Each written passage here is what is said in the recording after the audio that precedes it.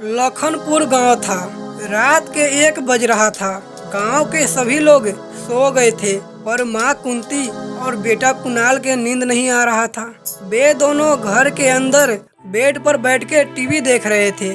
कुणाल के पत्नी दीपिका की तबीयत बहुत दिनों से बीमार चल रही थी और फिर भी वे बिना आराम किए घर के सारा काम करके बहुत थक चुकी थी। इसीलिए वह अपने बेटा दीपक को बेड पर और खुद जमीन पर बिस्तर लगा के सो रही थी। उसकी सास कुंती उसे बहुत तकलीफ दे रही थी, इसी कारण उसे नींद नहीं आ रहा था। वह मन ही मन खुद से कह रही थी, हे भगवान, अगली बार जन्म दीजिएगा तो मुझे औरत मत बनाइएगा और मुझे पुरुष रूप में भी जन्म नहीं दीजिएगा। मुझे जानवर रूप में जन्म दीजिएगा। अगर ऐसा ना हो पाए तो हे ईश्वर, मुझे गरीब परिवार में जन्म नहीं दीजिएगा, ताकि दहेज की वजह से मुझे सास और पति से तामझाम न सुनना पड़े।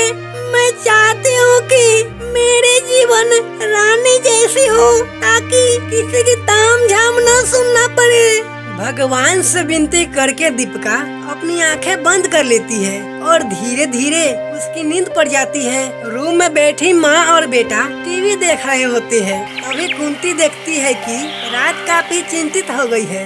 वहाँ से चलकर माँ और बेटा धीरे धीरे दीपिका के रूम में आती है, जहाँ पर दीपिका गहरे नींद में सो रही होती है। बेड पर दीपक और जमीन पर दीपिका को सोते हुए देख माँ और बेटा ये भी जांच कर लेती है कि दीपिका सच में सो गई है या झूठ मूठ के सोई हुई है।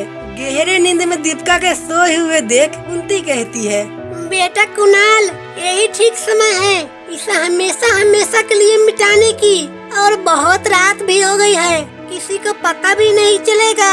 इसे मारकर जंगल की ओर फेंक देंगे। चलो तुम इसकी पैर पकड़ो, मैं इसकी गला दबाती हूँ। ऐसा करने से इसकी सांस रुक जाएगी और ये जल्दी ही मर जाएगी।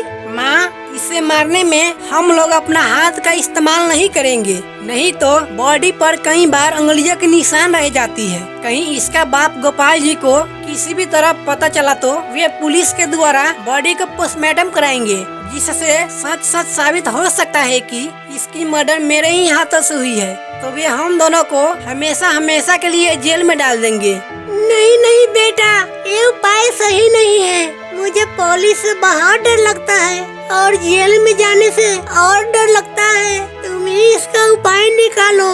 ऐसा करते हैं, चाकू लेकर इसे जल्दी जल्दी मार डालते हैं और बॉडी को बोरी में भर के कहीं नदी में फेंक देते हैं।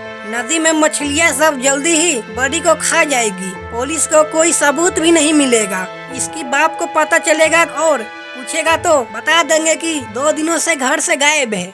हाँ बेटा, ये तो अच्छी बात है। चलो ऐसा ही करते हैं। ऐसा कह के एक चाकू कुणाल लेता है और दूसरी चाकू उसकी माँ लेती है। जैसे ही दीपिका को मारने की कोशिश करता है, वैसे ही दीपिका की आंखें खुल जाती है और देखती है कि इतनी रात को पति और सासू माँ के हाथों में चाकू। तब दीपिका भयानक सी डर जाती है और इधर माँ बेटा एक दूसरे की ओर मुड़कर देखने लगता है। दहेज के लिए आप दोनों मुझे मारा पीटा और गालियाँ भी दिए। ये सब कुछ मैंने सह के रह गया। ये सब इसलिए कि आप लोग मेरे बेटे को सिर्फ 2 वक्त की खाना दे रहे हैं। आज आप लोगों को मेरी जान लेने में थोड़ी सी भी माया नहीं लगी। ये जानते हुए कि मेरा बेटा कितना छोटा है, इसके बावजूद भी मेरी जान लेना चाहती हो। ये घर कभी ठीक नहीं होगी, मैं सच कह रही हूँ। क्या तुम घर छोड़ने की माँ के धमकी दे रही है? नहीं कुणाल, वैसे तो मैं चली जाऊंगी, मगर जाने से पहले एक बात कहना चाहती हूँ। आप माँ और बेटा इंसान नहीं हो, पिछले जन्म में चुड़ैल रहे होंगे। सासू माँ, तुम्हें भी कह देती हूँ, आप किसी के बेटे को इतना तकलीफ दे रही हो। भगवान करे कि आपको बेटी के साथ भी ऐसा ही हो। ऐसा बात सुनकर कुणाल से रहा नहीं गया और दीपिका को बहुत जोरों से पिटाई करने लगा। पीटने की आवाज से उसकी बेटा दीपक की नींद खुल जाता है और वह उठकर बैठ जाता है। माँ, क्या हुआ? क्या चीज की आवाज आ रहा था? नहीं बेटा, कुछ नहीं, बाहर की ओर काम हो रहा, उसी का आवाज आ रहा था।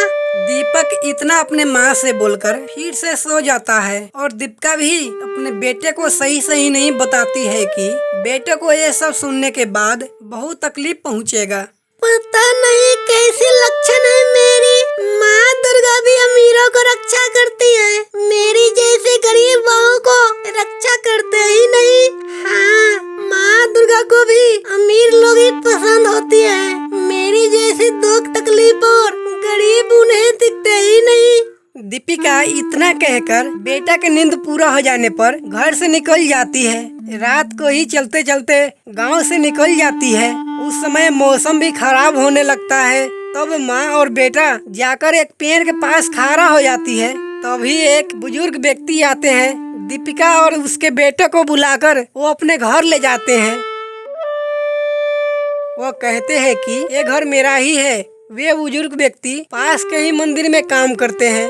दीपिका कहती है कि मेरे लिए भी एक काम ढूंढ दे। वो बुजुर्ग व्यक्ति कहते हैं, बेटी, माँ दुर्गा की मंदिर में साफ सफाई करना होगा।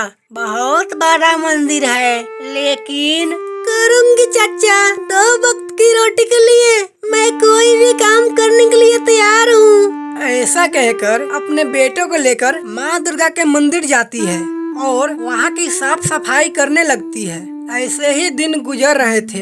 एक दिन उसकी बहुत ज्यादा तबीयत खराब हो जाती है, जिसके कारण वह मंदिर नहीं जा पाती। दीपक माँ दुर्गा के तस्वीर के आगे हाथ जोड़कर कहता है, माँ दुर्गा, मेरी माँ को बहुत ज्यादा तबीयत खराब हो गई, इसी कारण मंदिर नहीं जा पाई। मेरी माँ को माफ कर देना। दीपक की बात सुनकर माँ दुर्गा वहाँ पर प्रकट हो जाती है और दीपिका की सेवा करने लगती है। माँ दुर्गा अपनी शक्ति से दीपिका की तबीयत ठीक कर देती है। दीपिका अपनी आंखें खोलती है और माँ दुर्गा से माफी मांगने लगती है। माँ दुर्गा उसे बहुत सारे सोने की ढेर देती है, जिससे वह अपनी जीवन चला सके और वहाँ से अदृश्य हो जाती है।